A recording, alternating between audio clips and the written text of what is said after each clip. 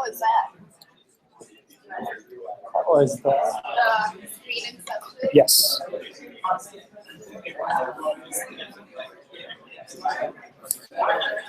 All right. Okay. All right. Hey, everyone. Welcome to the Hack Night. Woo! We're back after a little bit of a break. Everyone have a good holiday break? Yeah? All right, great. So this is the ChiHackNight. For those of you who've never been here before, it's Chicago's place to build, share, and learn about civic tech. This is our 186th event. We're actually going to hit 200 this year, sometime in like April, I think. So we just keep doing this every week, and you keep showing up. So hey, let's keep going. I'd like to just in the very beginning, just raise your hand if this is your very first Hack Night. Just like to, wow, welcome to the new folks. Excellent. Thanks for coming. You're going to learn all kinds of things tonight, and you're going to have so much fun. It's going to be the best night of your lives, I promise. Before we have a pretty great presentation tonight by Chris Fusco over here from the Sun-Times. We're going to learn all about how much city employees get paid and how hard it is to answer that question sometimes. So before we get to that, though, we are going to have a couple things on the agenda that we always like to do. I know there's a lot of us, but we always do introductions. It's a great way to get to know who's in the room. So we'll quickly do that. We'll kind of go snake through the room, and everyone will just say their name and what they're interested in. And then after that, we have an open floor for announcements. So if you have anything you want to share with this group that's civic tech or open government related, you're welcome to share that.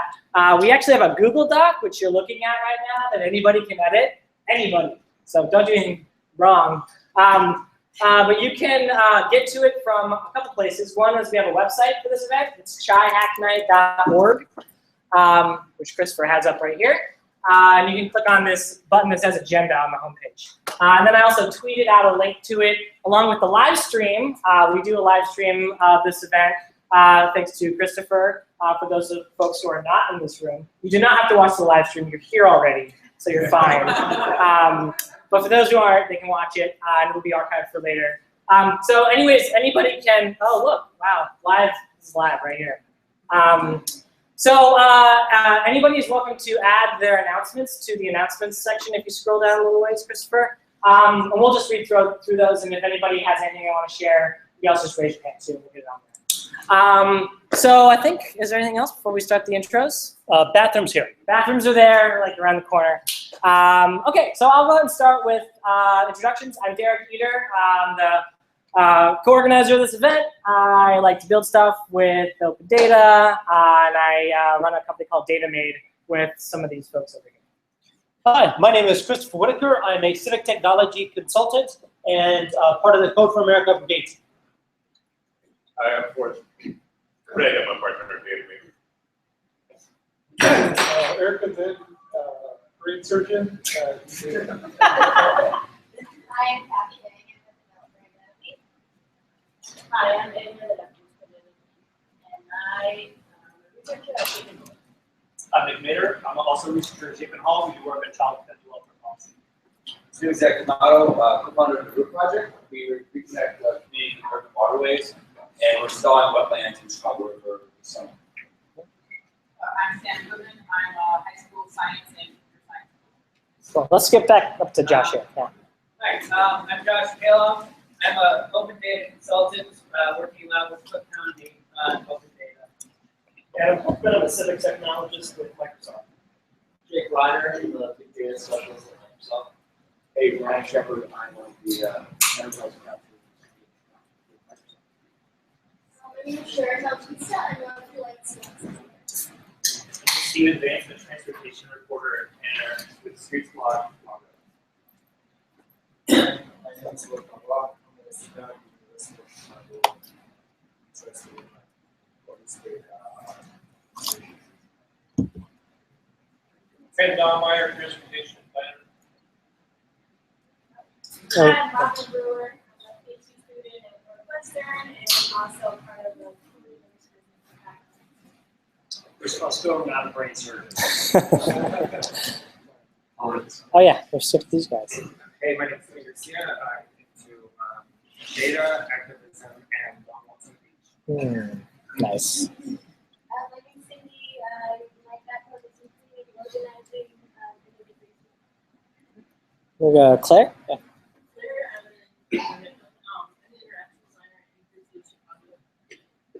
Steve Rankevich, recovering journalist.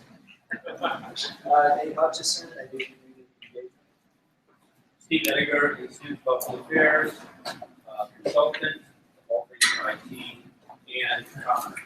I'm Melissa McNeil, and I'm a student at Northwestern in the Bachelor of Science field. I'm Eric Lindquist, and I'm also a graduate student at Northwestern.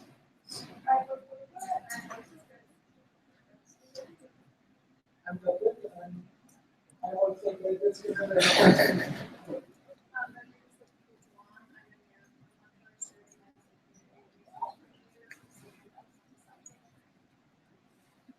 David Long, I'm a retired attorney and senior advisor to the Illinois campaign. Sarah Brady, also in the Illinois Pam Flores. Sorry, I'm Pam Flores' friend. My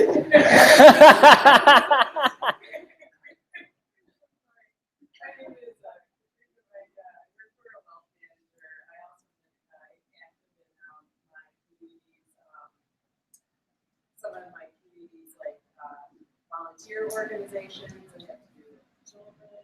And I also work, do some work for the Danish American community. Some of them I know about. Hi, I'm Marissa Crosby. I'm an analyst at the Chicago Metropolitan Agency for Planning.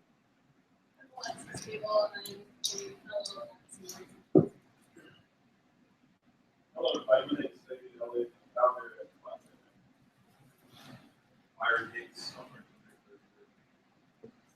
Adam, business analyst. Home officer at the work, specializing in water. Seth Hart, consultant at Northwest Medicine. Dan here, I'm a PhD student in Eliza Keeper, Michigan Most of Focus.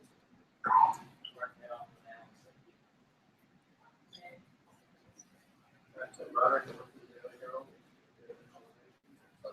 I know you. I'm Mark Martin. I'm an undergraduate at North College. Mike Haynes, I'm with the Chicago Transit Authority. Ethan Conway, that's curious.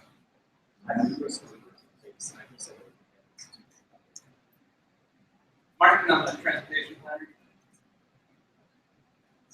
I'm Kevin Rose. I'm a data scientist at ChiHackNight. Larry, I'm a software developer. My name's Josh Wilson from Miltech. My name is Adriana Respecta, building with Turner Construction. Started reporting as an IT analyst. I'm Todd. I love looking at maps, fairly technologically literate, and chance to put up the Wi-Fi password. Oh, it's written over here. New year, and this is totally. I know. I can also scroll up for you too. Product manager at Air Science.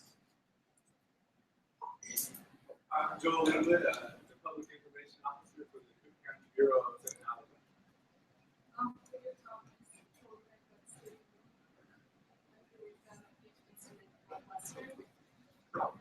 Today, a data scientist at Allstate. I'm a teacher. Hi, my name is Tom Schenk. I'm the Chief Data Officer for the City of Chicago. I'm Eric Redding, I'm a programmer at Company. I'm Manuel Logie, a rare Christian with delicious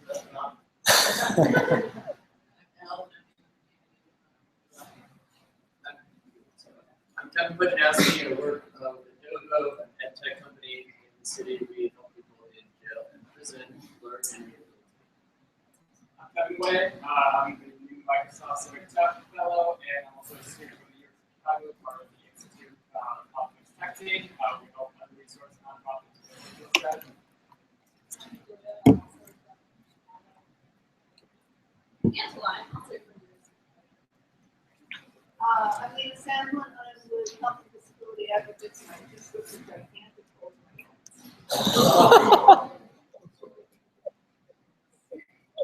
hands. Robert Friedman, Zilla. I work here for years. My name is Andrew, and I'm a developer.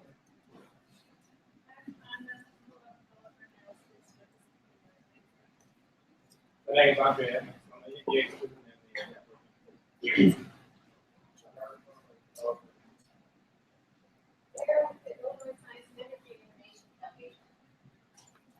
I'm Nick Wesley, a co-founder in the Nairobi Project. We skip anybody? Oh, hey. Great. Anybody else? Huh?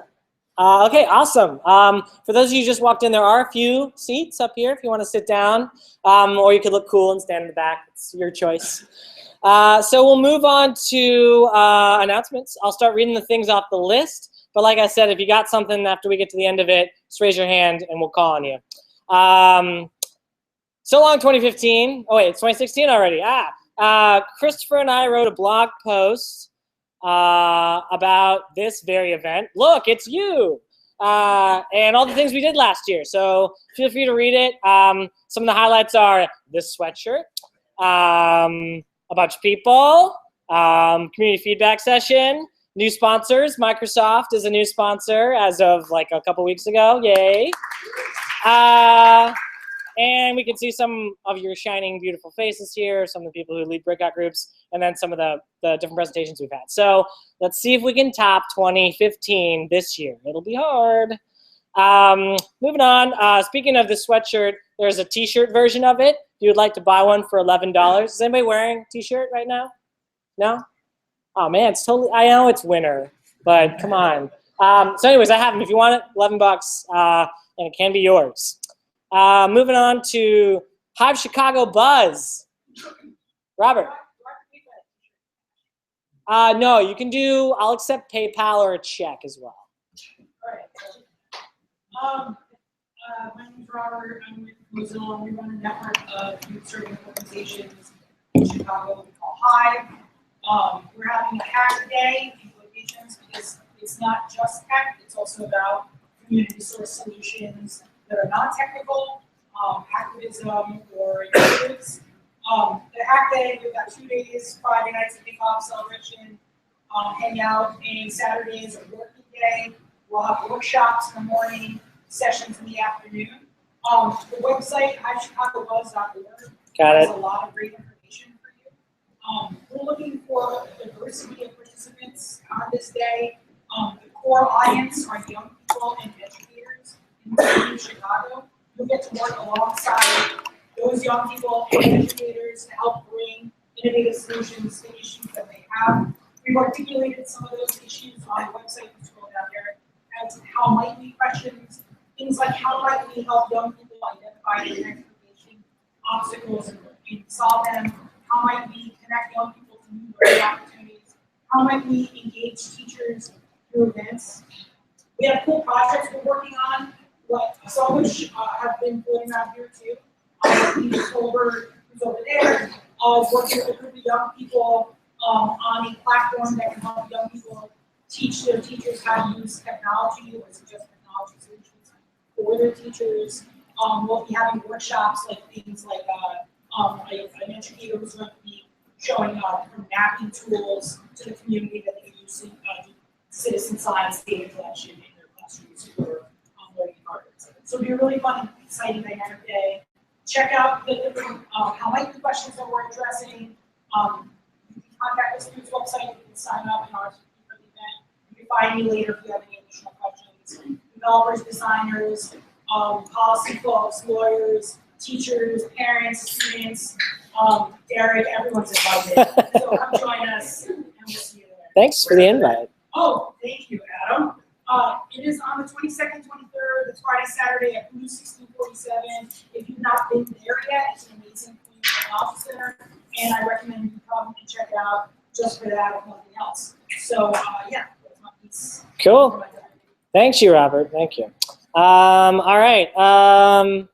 Moving on down. Thursday, January 28th. State of the Black Tech ecosystem.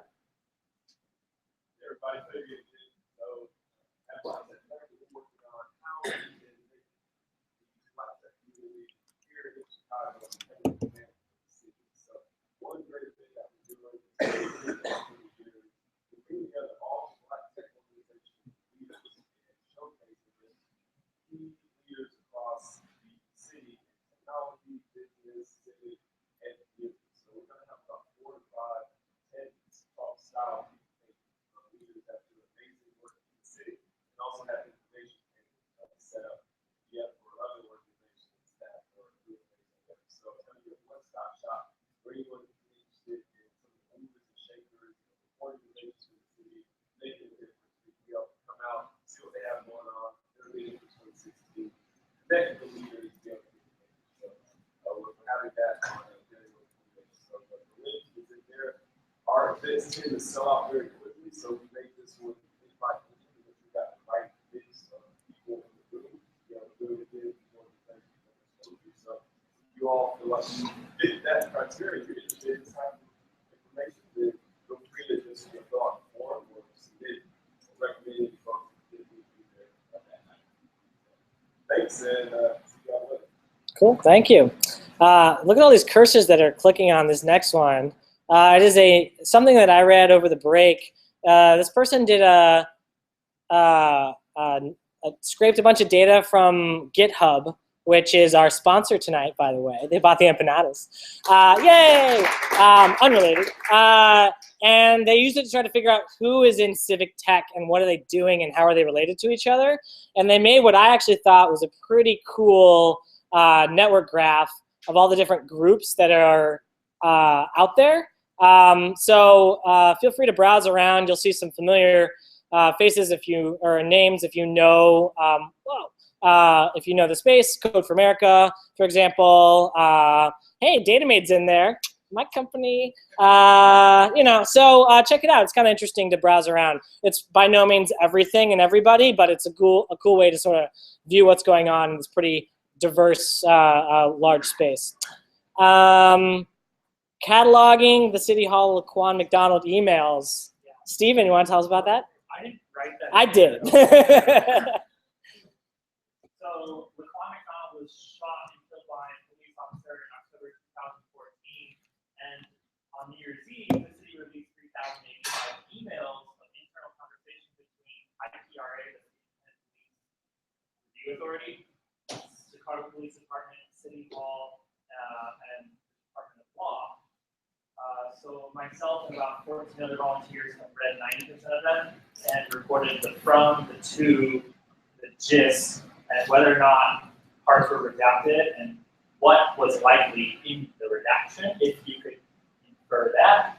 We're still missing 311 pages, so you can click on that link and you'll be taken to, if you click on who's contributing, you'll see the gap. So everyone identified which page or which file they worked on and which group of pages they worked on. And also, so you can search for keywords like, I'm wondering if your name is in there, Chris? It's not me. Okay. But I So did write 2 stories about this over the weekend. Tina Spondelis, your colleague, she was mentioned many times. Jeremy Gorner, Tribune, Miriam Ahern. This is a great call to action. I love it. So like you can like search for FOIA and see how many times journalists' FOIA requests were denied by City Hall using our catalog. And then indiestimes.com, which is a national news outlet, used this to write like a 2,000-word article on the timeline of the situation. Very so cool. The power of open collaboration. Woo! Good job. So this is another one sort of related to that. The Cook County State's Attorney apparently does not open any data. And so Tracy Siska from the Chicago Justice Project, who's presented here before, has a change.org petition requesting that they do so. So I've signed this thing. Raise your hand if you've signed this thing already. All right, I want way more hands than that by the end of the night. So read this thing. If you believe in open data, you should because you're here, right? And you believe that our government should be more open and transparent, then this is a way to help make that happen. So it says it's like a little gamification going on here. It's asking for 200. It used to say it was asking for 100. It like keeps bumping it up. What Tracy actually wants is 1,000. You think that's enough to actually say that enough people care about this to take it and maybe get them to do something with it. So 1,000 is the actual goal. And I think we can, I think we can do it. So the link is in the notes, yes. Okay, moving on down. Aaron Schwartz Day celebration at ThoughtWorks. Anybody from ThoughtWorks here? No? Michael asked me to. Oh, okay, you want to tell us about it? So I just learned who Aaron Schwartz was.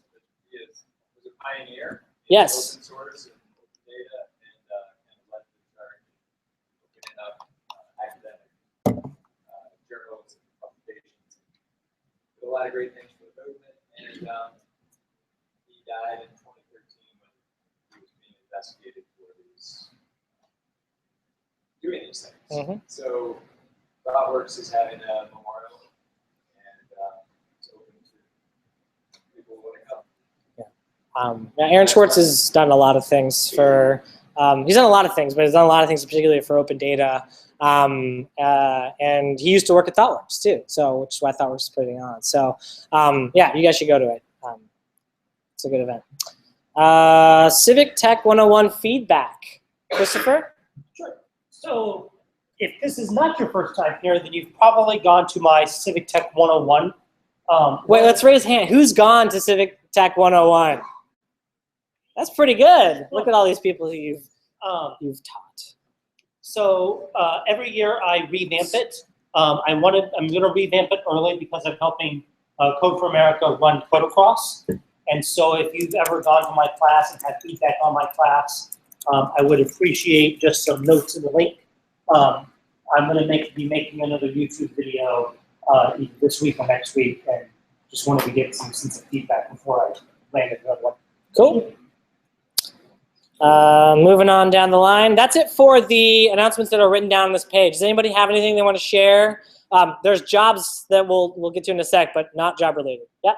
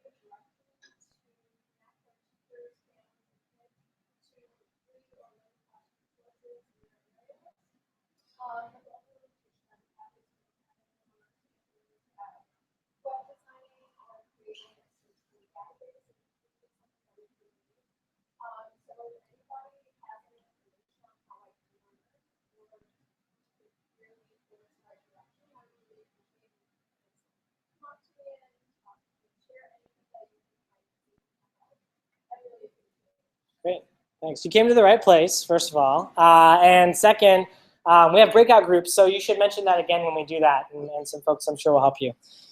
Excellent. Oh, this just showed up. The Peter Lizagor Awards? Yeah, that's my doing. Yeah, I'm with the, I'm a member of the Chicago Headline Club, which is a local chapter of Chicago of the Society of Professional Journalists.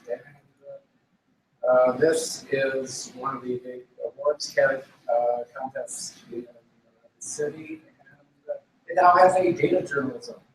Ooh. But you might also check some of the other digital categories, including independent bloggers. So if you do things with words, check it out. Get some recognition. Is this like the award for Chicago journalism? I think so.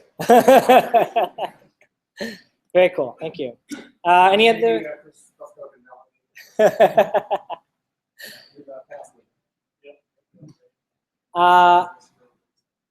Any other announcements? Okay, great. So moving on, I'll just briefly touch on the different jobs. We just have a job boards here because there's a lot of you and there's a lot of people with skills, a lot of things that need doing, and look, there's jobs. So this one's of note. The state of Illinois is hiring their first ever chief data officer. What? Christopher, can you tell us more about that? So the link is actually by Chief Information Officer for the state of Illinois, Hardik Butt, who's hiring the first Chief Data Officer at the state of Illinois. As someone who used to work for the state, I am very, very, very, very excited to see them actually hiring someone. And it would also mean we'd be one of the few places in the country where you would have the person in charge of data at the city, the county, and the state all in the same room at a regular basis. Woo! So, It's like a turducken. so Yes. if you are even Delicious. vaguely, remotely curious about, yeah, that may sound like fun, just go ahead and apply. Thank you. Excellent. Thank you, Christopher. Lisk is hiring a consultant. City of Chicago is hiring a data scientist. Did you want to say anything about this, Tom? Yeah, absolutely. So we have data scientists from my team who will be working on predictive analytics projects such as the REST, the food inspections, and other things we've done. We work on open source projects that you release packages such as Ars Technica, which was for our internal needs, and we've done a great open source project. And then do other research and behind the scenes policy analysis stuff that we'll do, and sometimes contribute directly to legislation based off of sophisticated simulations that we'll do that will actually make very specific recommendations that we put in the bills. Applications are open through January 24th. Okay, thanks, Tom. So that's it for our jobs and announcements. Anything else before we move on to our feature presentation? Okay, excellent. So Chris, if you want to come on up here, we'll get you set up. So while he's doing that, I'll talk for a moment. Have you guys ever seen the City of Chicago data portal? Okay, you know what the most popular data set on that data portal is? Salaries. Right. Yes, positions, titles, and salaries. It's like got like 500,000 views. Is that right? It's more popular every month by 2 or 3 times. Yeah. So people want to know about this information. And so when I saw this Sometimes article come out back in November of last year, I thought it was really interesting because here we have all this open data, and the city's amazing for releasing it. But there's still more to it, as there actually always is when there's any data set. There's more to it than just that one data set. So Chris is going to tell us a little bit about his adventures in finding out the rest of that story. Yes. All right, leave it up to you. Go ahead, Chris. All right. Well, thank you guys all for having me. This is a story that is. This is when Derek asked me to do this, and Tim Novak, my partner who worked on the story with me, couldn't get here tonight. It's his wife's birthday, and he got screwed up on the calendar, so you're stuck with just me. This is a good story because there's a good kind of story behind the story, so hopefully I'm not going to take too long. We can get through this, and you guys can ask me all the questions that you want. So first of all, obviously you guys know these two, the city's data portal, and the way the city has historically categorized salaries since launching this thing is you've got, an employee salary database and you have an employee overtime database. At the start of the year, I started, we've done stories about both of these data sets periodically, and I was wondering, why isn't this updated? So it's 2015 now, it's January 2015, call finance. Why isn't it updated? Oh, we're working on it. Okay, call in February. Well, why isn't anything updated yet? Oh, we're working on it. There's a problem with the police department, and we have to redact the names of certain undercover employees, so we're working on it. Meanwhile, the election's going on, right? So we get through March, call again. And I said, okay, now do you think this is something I might need to file a FOIA on? Oh, no. We're going to have it up and running soon. We're going to have it updated. It's going to be all set. You'll have everything. Everything's going to be there. So the bottom line is once we got through the mayoral election, I believe the salary database was updated, but it's updated quarterly with salaries. So that's different than total pay, right? Because this is that's kind of a changing by the quarter. Somebody changed the job, somebody gets hired, somebody leaves. And then you've got the employee overtime database, which covers for the entire year. So I just wanted to start by, and he's in here. I didn't pick Scott Slavin because he's a bad guy, or I'm picking on him, or he's not hardworking. He's just a good way of kind of starting us with the story, and then we're going to end and kind of show how all this reporting revealed something about his income and income of many other city workers. So if you look at Scott's pay for his annual salary, it's $106,920, and you look at his overtime, and he, at what actually is a relatively normal amount of overtime for a Chicago cop, $18,734. If you're the Joe public kind of analyzing things, you'd say, well, Scott Slavin made about 125 grand last year. It's not a bad year, but hardworking, whatever, he's entitled to that. So keep that $125,000 number in your head here as we start to come back and do this stuff. Just a little side note, as we were asking the city about their payroll information, the state pretty much like clockwork every year releases its information, and rather than break it out though, the state just tells you here's what everybody was paid. This is the total amount of pay. So then you have to go back and either through a Freedom of Information Act request a breakdown from each individual agency, or go and look at, okay, here's what their salary is, here's what they got on top of that, and then make inquiries on certain individuals. So it's kind of the reverse of the city problem. They give you a total, and then you got to go back and kind of figure out how to break it out. But we did this story in I think it was like February, talking about one in state workers made 6 figures, and so that was kind of one thing we did. And then also amid the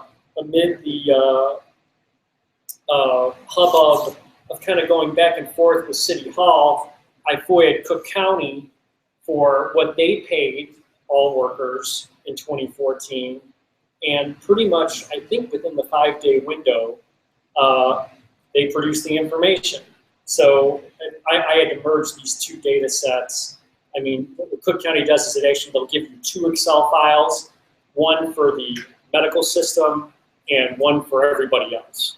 And so you just have to merge them, and then you get a kind of complete picture. And obviously, you can see up top here, you've got physicians with the medical system that are going to make, a lot of money. But there were some interesting findings with that as we moved down the road. We did not do a specific county pay story, but we used this data as a way of comparing city, state, and county. So we begin after the election. I'm tired of waiting. I am going to do what reporters do, and we do many of these in the course of the week, and I filed a FOIA. And I asked City Hall on May 13th to give me the employee's name, employee's department, the amount paid in salary, the employee amount paid in overtime, any additional pay, and then to get a total paid to the employee. Because what I wanted to be able to do was compare the state salary data to the city salary data and the county salary data. And the fairest way to do that is to look at what everybody was paid in 2014, not what their salary is now, not what, quarterly fluctuations. Take their total pay, everything. So filed the FOIA May 13th, May 21. I got the old 5-day extension, which is fine. I'm used to 5-day extensions from the city's FOIA officer.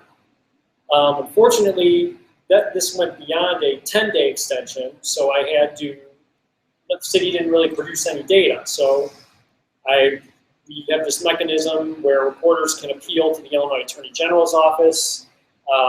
They have a public access counselor, and you say, hey, look, I filed this FOIA with the city of Chicago. They gave me an extension. They're past due.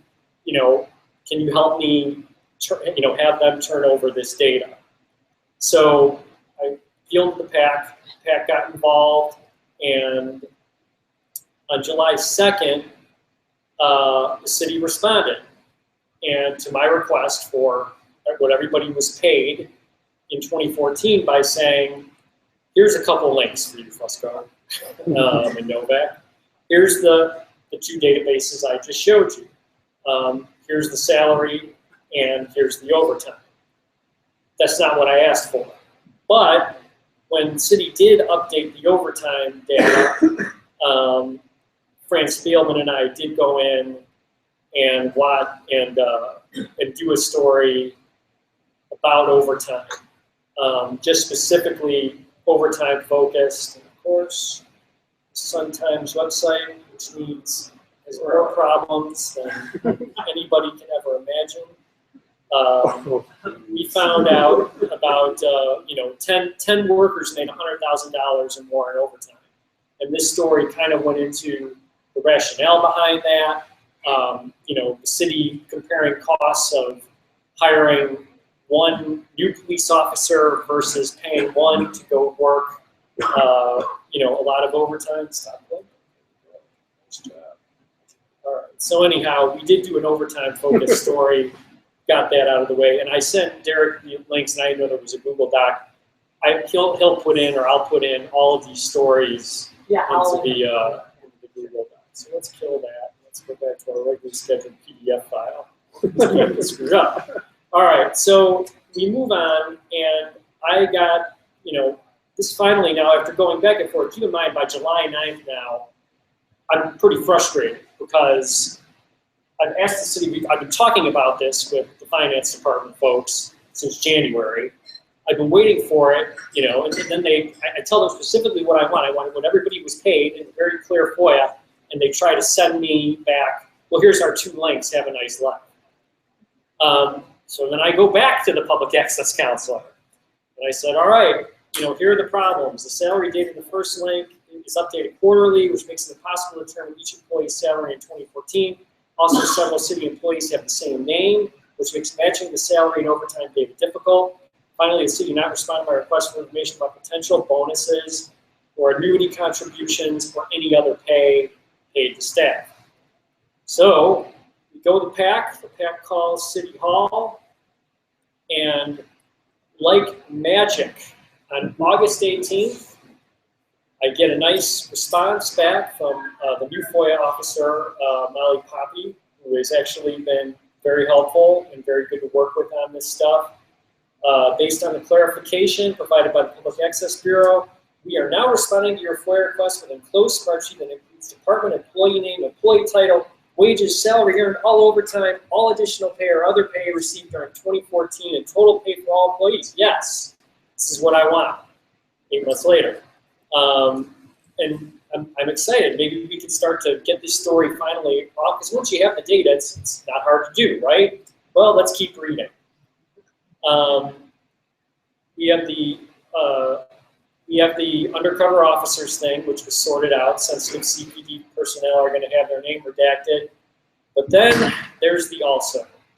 Also, if an employee switched departments at some point during 2014, the pay they earned in each department will appear separately in the data, not combined under their name. Lastly, if an employee changed their name during 2014, they will appear twice in the data with all pay earned under one last name and then all pay earned under the new name.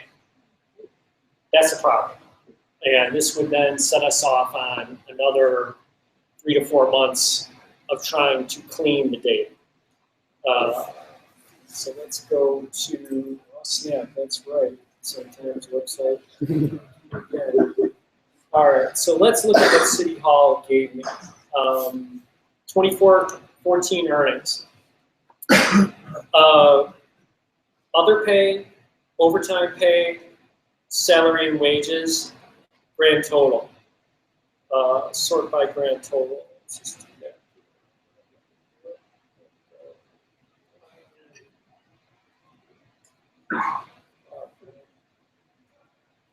Well,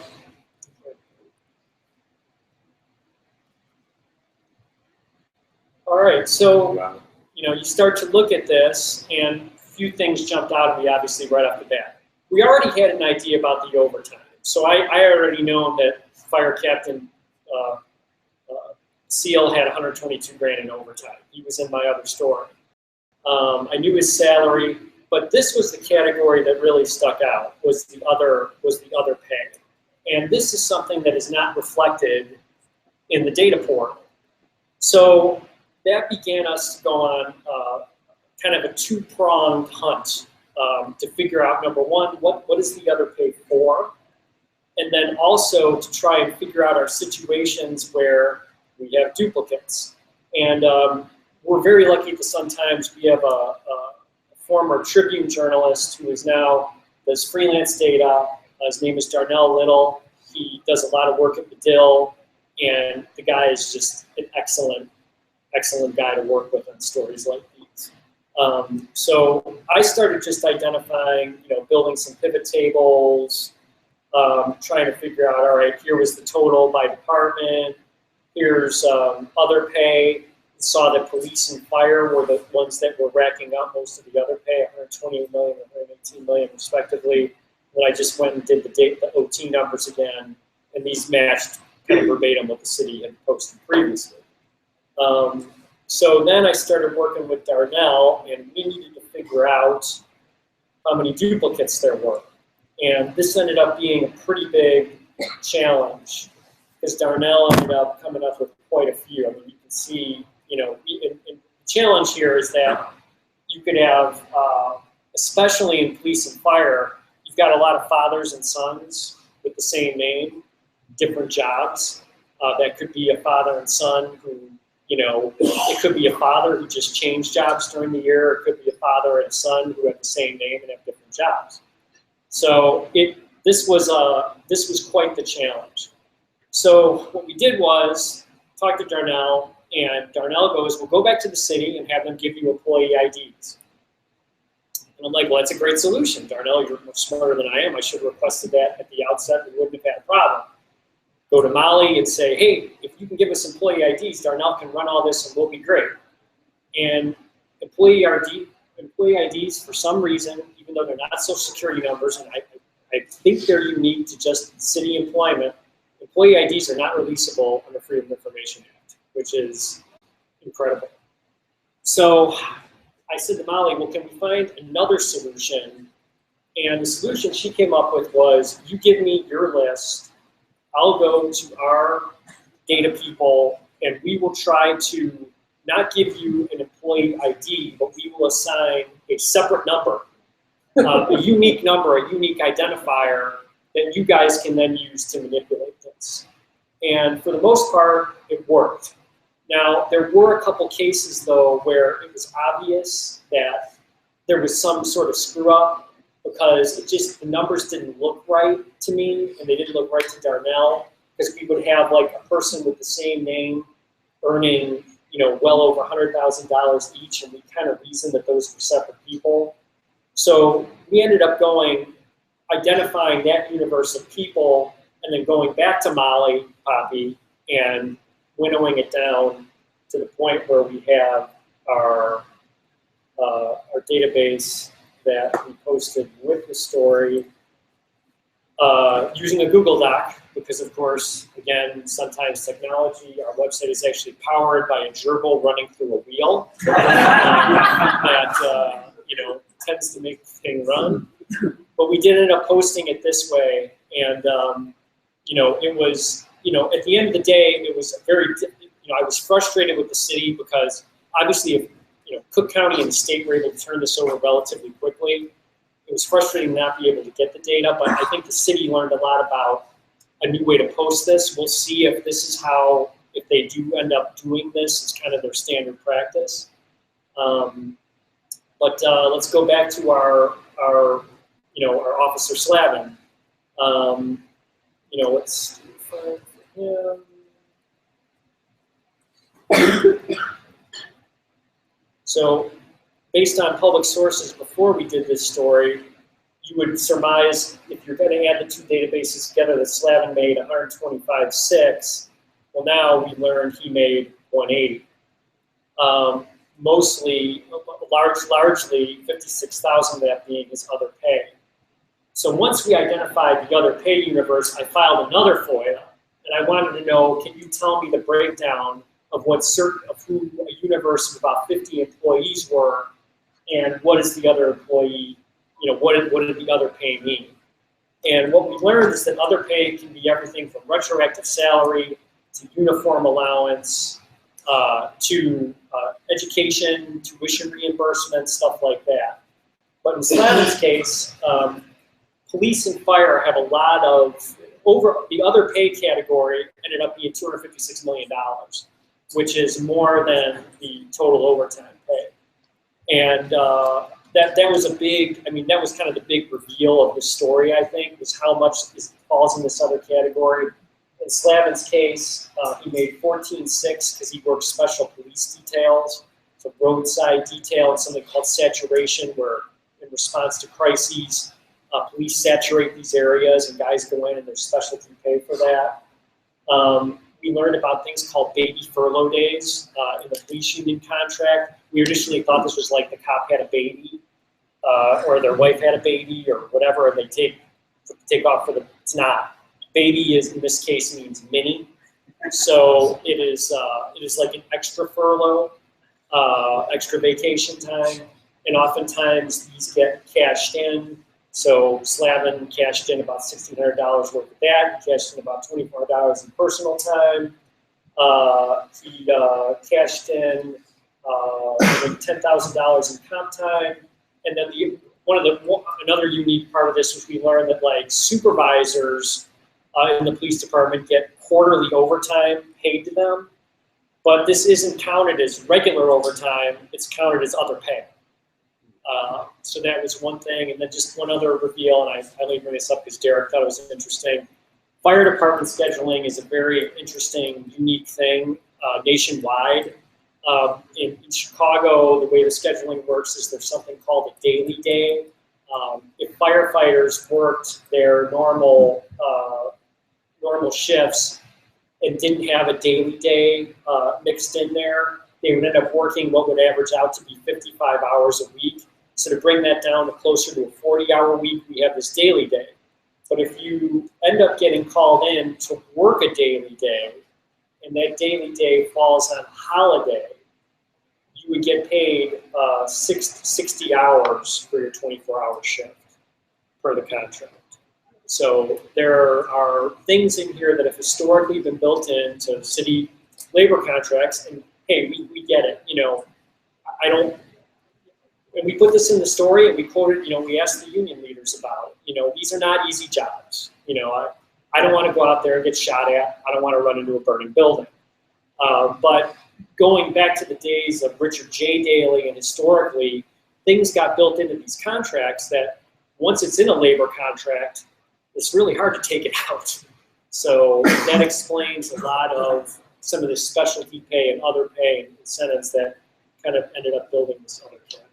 So that is it. Hopefully I made 15 minutes when you run on your clock. And you guys have any questions, I'm free to field them. Go ahead. I was just wondering if the distribution of some of these special perk days was concentrated in certain, was it distributed pretty widely? No, it's. I mean, if you look at this, there are police officers that seem to work a lot of overtime, that work a lot of these special details, and then there are others that don't work any overtime. They just go in and they are paid. So it is really a pretty wide range across the board.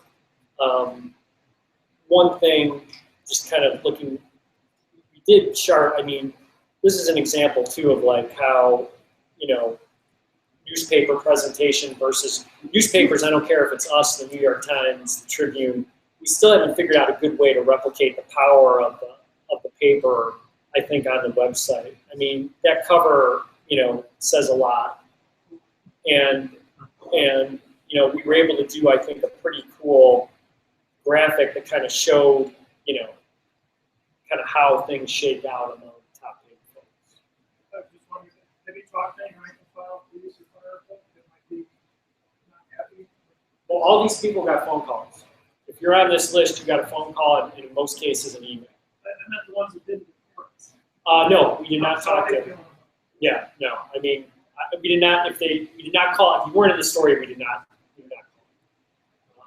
But you're right, I mean, we've heard, if you look on Second City Cop and some of these other blogger type sites, you will see various degrees of grousing on a daily basis about pay and overtime distribution. Did you think about using age to help reduce the duplicate problem? In other words, asking for ages of employees. They will not give dates of birth under FOIA. That would be great. I'd love to have an address too, by the way.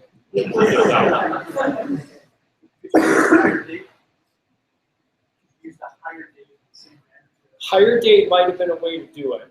Yeah, that might have been another way to skin the cat. So.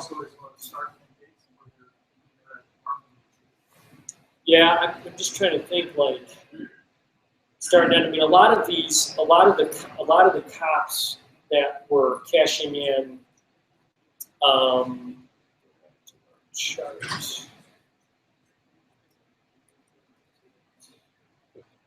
A lot of the folks on this list that were like other pay, there were folks in there that had cashed in large amounts of cop time when they were retiring.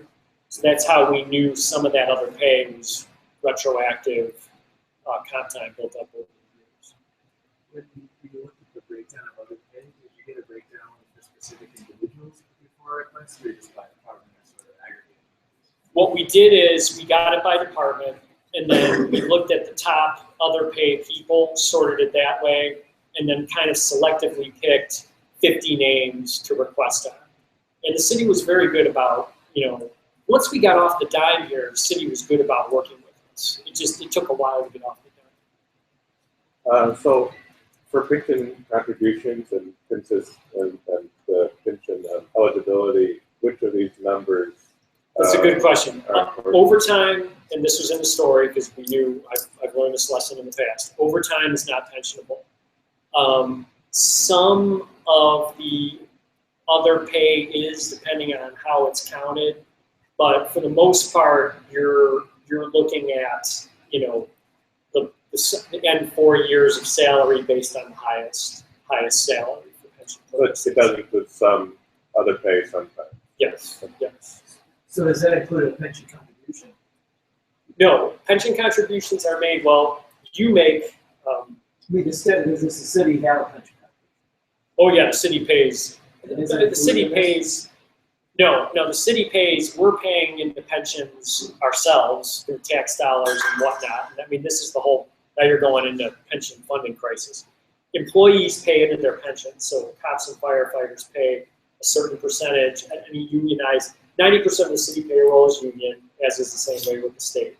Those folks pay into their pensions at a certain percentage level, but then the state and the city and the county also have to make contributions into the pension fund, and that's why we're, very, very long story short, oversimplifying it, but the reason that we're in the pension mess that we're in is that government always skipped paying into the pension funds. But even the accrued, can you get the accrued pension? Because these people are going to get that money. He's asking if every year they're getting a contribution to the pension from the city. You can think about that as a benefit. Is that reflected? No, that's not reflected in the data. This is nor is their deduction from their paycheck reflected in this data. Nor is there, whatever. This is total gross pay. So this would be right. But the deductions, I mean, theoretically, they've got to pay taxes, they've got to pay other things. But the city has to pay a portion of their pension. Correct. And that's money that they get, or whatever. Now, whether they actually deposit that cash in a pension fund is another question. But these people they get an IOU, and that IOU is pretty valuable. And they were very interested in it. As far as I know, the city does not break that out per employee. These are all lump sum pension contributions that are made based on the calculations. So, for example, Chicago Public Schools this past summer, per a change in state law, made a $625 million payment into the Chicago Teacher Pension Fund. That $625 million payment, to the best of my knowledge, is not broken down by this is how much for each. But that's almost that's a red herring, because that's just a fund. That's a city funding mechanism.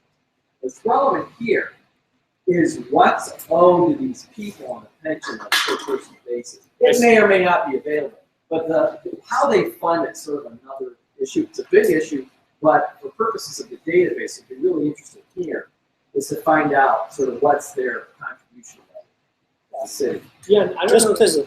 Just as a reminder, we have a lot of people, so if we could keep our questions short, I'll try to answer as many as we can before we need to move on. Let's just take a couple more. Sorry, maybe you guys, it's not sidebar. I bet that some of the boards use participatory budgeting strategies. Have you heard of any departments or boards or officials that are turning towards participatory budgeting after the small statute? No. That's what a union contract is. Yeah, no, I mean, a lot of this stuff is contractual. There's participations of the union leaders in the city. In the back. It seems like this is the kind of info, type of data that we want to have on a yearly basis, to just sort of regulate. But obviously, it's just a lot of work to produce. So, if you have thoughts on how that can happen, how story can transition to a routine resource? Last I had left it with the city, and maybe our chief data officer person who is here might be able to shed some light on this. Last I was told, the city is working to maybe start to do this way and actually post it this way on the data portal. Yeah, I can talk to them. So one of the things you're talking about, the time, a lot of that time comes from overtime data coming from CPD. That they have a different system which is tracking that the budget then takes in, and then they have to go through and track that. And so one of the reasons why we post quarterly on the salaries is because of that process. So that includes us, and that includes some of the stuff that we've done on the database side to give them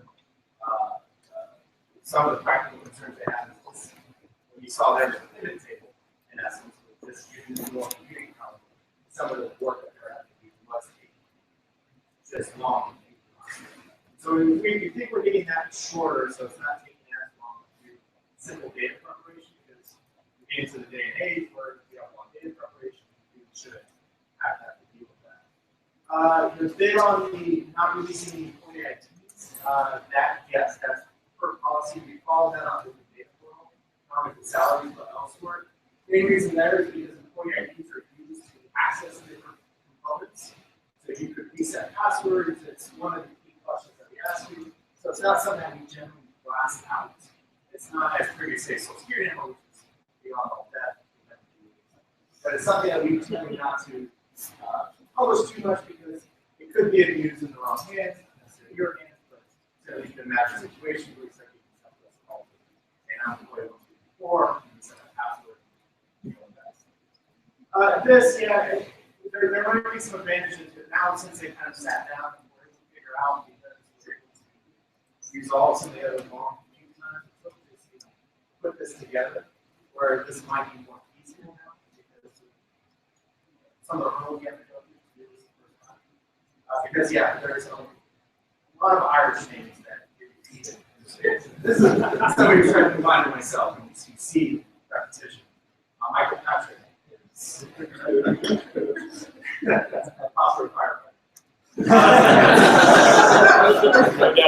So yeah, there's a lot of practical things here where this might be the more desirable one.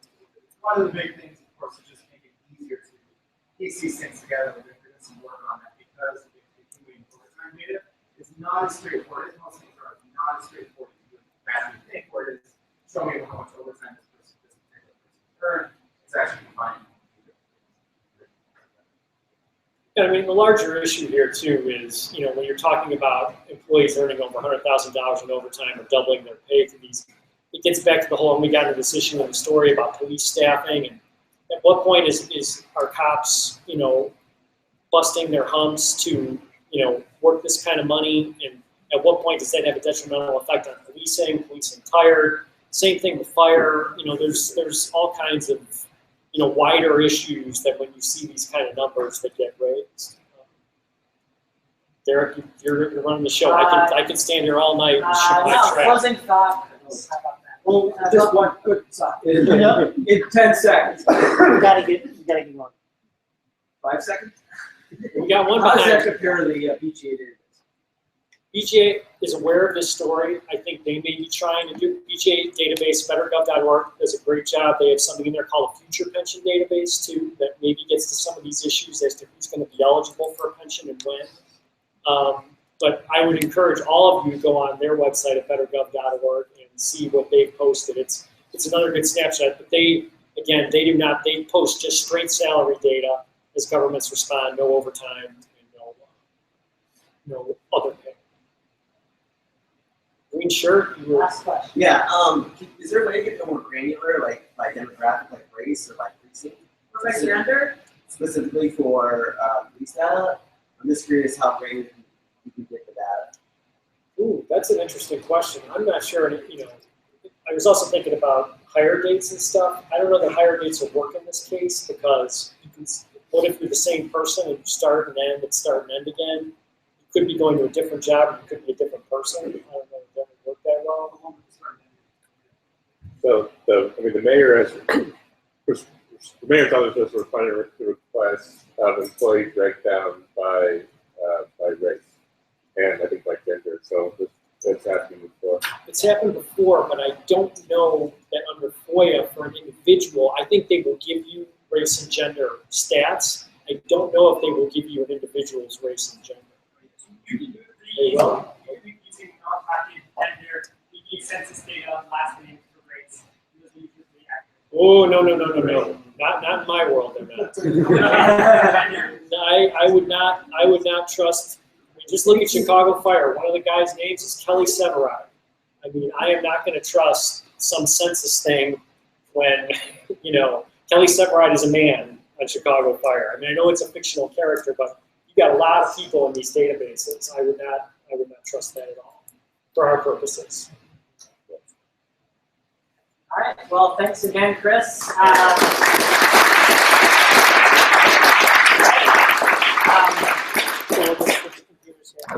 So obviously a lot of questions on this one, so Chris, can you stick around for a little bit, maybe for more? All right, so all those burning questions, keep them. Chris will stick around. You can